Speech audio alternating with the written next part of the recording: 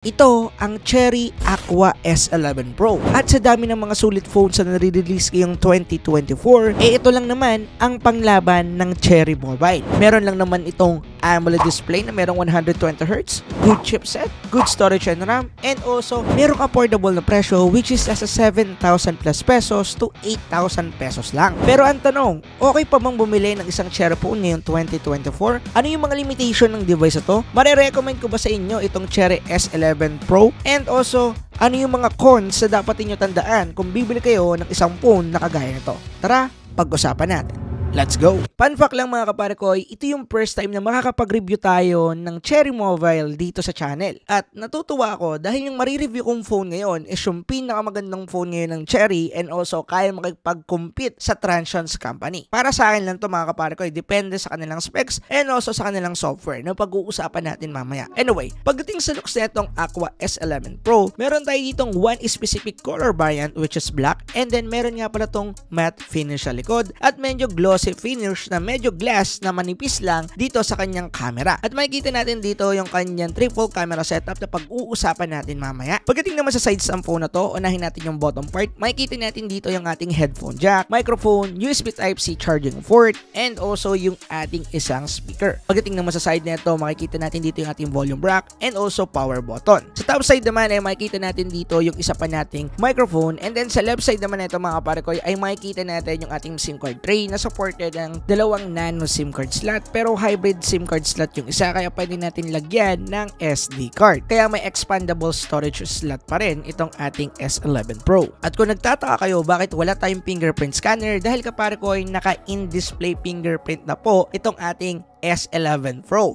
Nagulat din ako dyan mga kapare ko dahil sa presyong 8,000 below, wala kang makikita na phone na merong in-display fingerprint. Kung meron man, siguro above 8,000 pesos. At pagdating sa sensor na ginamit dito mga kapare ko sa kanyang fingerprint ay okay dahil mabilis and responsive. At kung may mga magtatanong dyan kung kamusta naman yung speaker ng Cherry Mobile, okay naman. However, single speaker lang siya. At ito yung sample natin.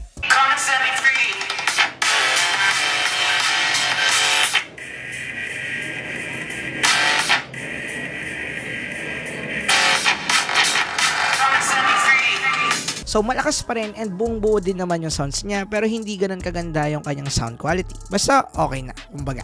Anyway, moving on. Kung meron mang bintahing specs kapare ko itong phone na to, yan yung kanyang display. Dahil meron na naman tong 6.7-inch Full HD Plus 1080p resolution AMOLED display na merong 120Hz support. And usually, yung ganitong specs ay makakuha mo sa mga phones na merong 10,000 value or kaya above 8,000 pesos. At take note, budget level entry phone lang ito ng Cherry Mobile pero naka-AMOLED display na. Kaya maganda dito manood mga kapare ko ng mga YouTube videos, Netflix, and also ng mga anime. Yun nga lang, naka-Widevine L3 certification lang to mga kapare ko, meaning hindi tayo makakapanood ng mga Full HD Plus 1080p or mga Full HD video sa Netflix or other platform maliban sa YouTube, Facebook at other platforms na hindi ganun ka-strict pagdating dito. So I think kinakailangan pang i-improve to ng Cherry Mobile. Pero pagdating sa kanyang display mga kapare ko, maganda talaga siya panoodan, maganda talaga to lalo na kung manonood ka lang ng mga YouTube videos, mga teleserye, etc. kung anong trip mo, or kaya mag-browse ka lang sa Facebook gamit to. And also pati sa gaming, maganda rin yung kanyang display. Pag-uusapan natin yan mamaya, antayin lang ninyo. Moving on, pagdating sa kanyang battery, meron tayo ditong 5,000 mAh of battery and also 33 watts fast charging support. Kaya talagang maaasahan ninyo na matagal malobat tong device ito at medyo mabilis nyo na rin siyang ma-charge. Usually, nung unang-una ko nagamit tong device ito, medyo lobat siya, kaya chinarge ko siya from 10% to 100 mga kapare ko, inabot lang ako ng 50 minutes. Yes mga kapare ko, 50 minutes which is a natural lang naman para sa mga 33 watts fast charging na merong 5,000 mAh of battery, which is normal lang naman mga kapare ko para sa ganitong mga battery and also charging speed. Okay, ngayon mag-jump na tayo sa performance part ng device ito. Unahin muna natin yung kanyang RAM and storage. Pagdating sa RAM nito mga kapare ko, meron tayo ditong 8GB of RAM, and then pagdating naman sa kanyang storage, meron tayo ditong 256GB na UFS 2.2 storage version, which is nice mga kapare ko dahil hindi niya na ginamit dito yung old technology pagdating sa storage. Although hindi ito yung pinaka-latest UFS version or UFS configuration, good thing pa rin na UFS version kapare ko yung ating configuration dito sa storage, which is nice. Pagdating naman sa operating system na ginamit dito mga kapare ko, ito ay currently naka Android 13 na, which is madalas naman natin nakikita sa mga budget level segment. Kaso nga lang, pagdating sa mga software update, hindi kilala ang ating Cherry Mobile pagdating sa pagbibigay nitong mga to. Kung magbibigay man sila ng mga software update,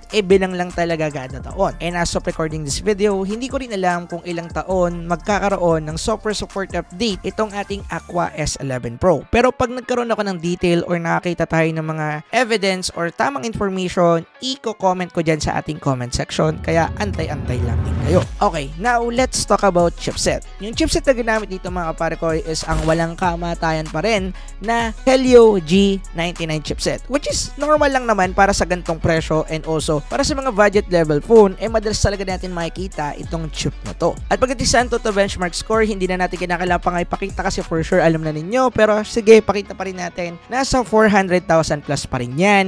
At pagdating sa kanyang thermal, wala din tayo magiging problema dahil goods din ang thermal ng mga Helio G99. And syempre, tinesting natin to mga kapare ko sa mga games sa madalas ating nalalaro dito sa Philippines. At ito yung mga performance na nakuha natin sa device na to. Unahin na muna natin sa MLBB. Pagdating sa supported settings ng phone na to dito, ay meron tayo ditong super frame rate and graphics sa ultra. At pagdating sa gameplay nito mga kapare ko ay okay na okay naman. Smooth yung ating gameplay dito. Playable na playable lang MLBB dito sa Aqua S11 Pro. Pero pagdating sa kanyang FPS, meron tayo ditong 90 pero hindi siya nagiging stable doon. May mga pagkakataon na bumagsak to ng 66, 65. Nangyayari lang naman yung pagbagsak ng FPS niya habang naglalaro tayo once na meron ng mga nangyayaring clash, mga nangyayaring animation at kung ano-ano pa sa mismong screen. Pero pag wala naman nangyayari na ganyan, for example, nagpa-farm ka lang, nagbi-minions ka lang, etc. at walang masyadong effects, nag-i-stable naman siya sa 80 to 90. Yun nga lang, nagda-drop nga siya sa 60 kapag meron ng mga nangyayari. Yun lang naman yung pula natin sa MLBB pagdating dito sa S11 Pro. Pero yung endpoint ng review natin sa game na to ay playable na playable ang Aqua S11 Pro dito sa Mobile Legends. Kung Mobile Legends lang ang usapan. So, syempre, tinry din natin to mga kapare ko sa CODM. At ito yung nakuha nating graphical settings sa kanya, which is a default setting sa nakukuha ng mga G99 at hanggang ngayon wala pa rin pagbabago, high frame rate and medium graphical settings. G99 na G99. Okay? At pagdating sa kanyang gameplay, hindi ko na rin kinakailangan pang ipaliwanag dahil kahit hindi ganon kadami yung kayang isupport na graphical settings or FPS settings ng phone na to dahil G99 yung chipset niya, ganon naman siyang ka-optimize dito sa CODM to the point na hindi tayo nakakuha ng mababang FPS sa 60 FPS, which is nice pagdating dito sa CODM. Yun nga lang, hindi nga lang niya supported yung ibang graphics quality and also FPS settings mga kapare ko, which is dapat sana sinuport na lang nila dito sa G99, diba? Pero yeah, tingnan natin, time will tell naman talaga dito sa mga ganito, pero usually ang tagal lang na itong G99 wala pa rin naman pagbabago. And yeah, pagdating sa gameplay nito, endpoint natin mga kapare ko, maganda yung performance ng S11 Pro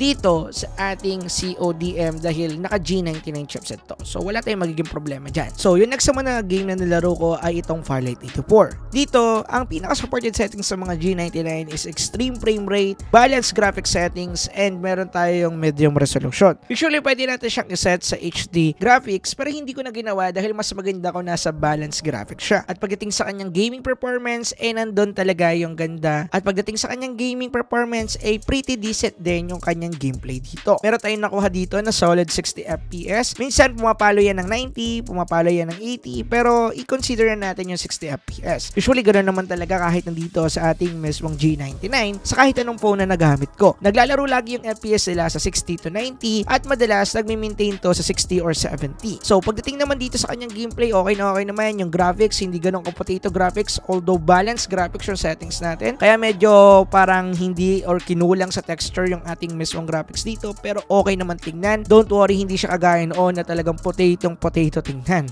Pero yeah, yung endpoint natin dito mga kaparkoy pagdating sa gaming ay okay naman. So playable na playable dito sa Firelight 84 yung ating S11 Pro. Hindi na nga rin pala ako dito nag-download ng Genshin Impact at ibang game dahil dito pa lang mga kaparkoy ay makikita na natin yung performance niya at sure ako na hindi niya kaya ang Genshin Impact. Same sa mga G99 na nagamit ko before. Anyway, pagdating sa kanyang temperature, hindi na ako nag-check pa ng temperature dito sa gaming test natin dahil hindi ko napansin na uminit yung ating mismong device sa lahat ng game na nalaro natin. At halos po lahat ng game na nalaro natin na to ay umabot ng 30 to 45 minutes kada isang laro. Nakadalawang laro tayo sa CODM, nakadalawang laro sa MLBB at nakadalawang rounds din kaparkoy dito sa ating Firelight 84. Kaya yeah, maganda yung kanyang thermal endpoint. Moving on, ngayon pag-usapan naman natin mga kaparkoy yung isa pa sa bentahe ng Cherry Mobile Aqua S11 Pro, which is yung kanyang camera. Meron tayo ditong 64MP main camera, 2MP macro camera, depth sensor, and also 16MP selfie camera. At pagdating sa kanyang photo quality sa main camera nito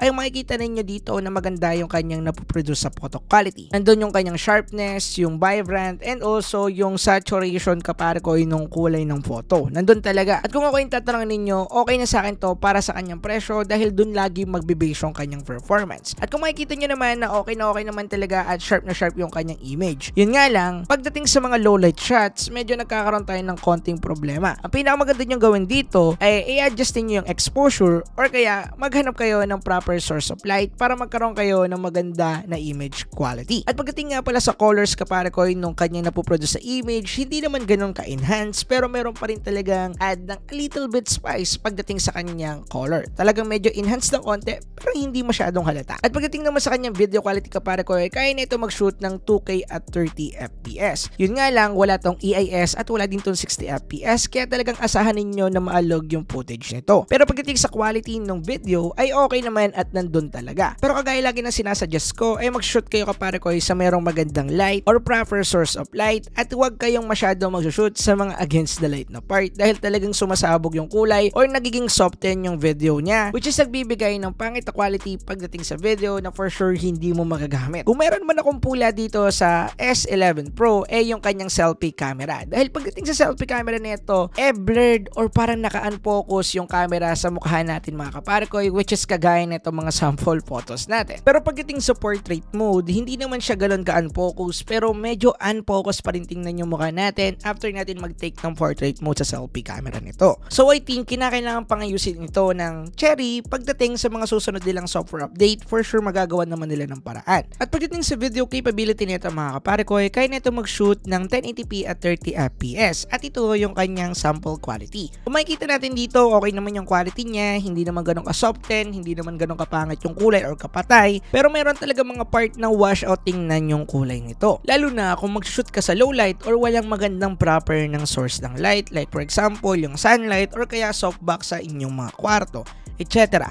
Basta medyo washout tingnan yung kulay niya kapag hindi maganda yung lighting. Lagi naman ganun ang scenario. Okay, usapang final verdict tayo at sasabihin ko sa inyo yung mga tagilid na nakita ko dito sa Aqua S11 Pro. Although nasabi ko na to sa kabuuan ng video pero gusto kong i-emphasize dito sa part na to para mas maging aware kayo. Unang-una, yung pinaka-cons ko sa kanya is yung kanyang camera. Dahil sa camera nito, nakita nyo naman yung kanyang issue pagdating sa front-facing camera nito na unfocus yung mukha natin pag nagtitake tayo ng photo. At para sa mga kaparkoy na mahilig mag-selfie or mahilig gamitin yung device nila para mag-send ng selfie sa jowa or kaya anumang mga bagay yung mga gusto nyong gawin sa selfie camera nito, ay hindi nyo masyadong magagamit yung full potential nito dahil nga mayroon siyang problem pagdating doon. Kaya hindi ko ito marirecommend sa mga kaparkoy natin na mahilig gumamit ng mga selfie camera. Pero I think may magagawa namang solusyon dito ang Cherry, antayin na lang natin. Next naman na cons ko dito, which is yung last ko na rin, is yung kanyang software support update, which is really important. At alam naman natin, ang Cherry, meron na talaga itong nagawang pangalan pagdating sa pagbibigay ng common and mga simple system support update. At I don't know kung nag-invest na ba sila or nag-enlarge na ba sila ng team nila pagdating sa mga developers ng mga software or kung yung mga magmamanage or makakita ng mga bugs dun sa software ng Cherry. Hindi pa natin alam yan at the moment, kaya hanggang ngayon, cons pa rin siya pagdating sa akin. Pero yeah, pagdating sa final verdict ko, para sa akin, marirecommend ko pa rin naman tong device ito para sa kanyang presyo dahil yung kanyang capabilities pagdating sa performance niya sa gaming and also sa kanyang display ay talagang walang tatalo at the moment based sa mga kakompetensya niyang brand and also sa mga phones na merong same price sa kanya na nasa budget level phone segment or level. Kaya hindi natin maikakaila na ang Cherry S11 Pro ay ang isa sa pinakamagandang phone pagdating sa budget level. Pero yun nga, hindi siya perfect at nasabi ko na naman sa inyo yung mga cons and dapat nyong tandaan dito sa Aqua S11 Pro ng Cherry. Anyway, para sa inyo mga kapare ko, okay ba tong Aqua S11 Pro ng Cherry? Comment nyo naman dyan sa ibaba kung bibili kayo ng isa nito or kung ano yung opinion ninyo about sa device ito.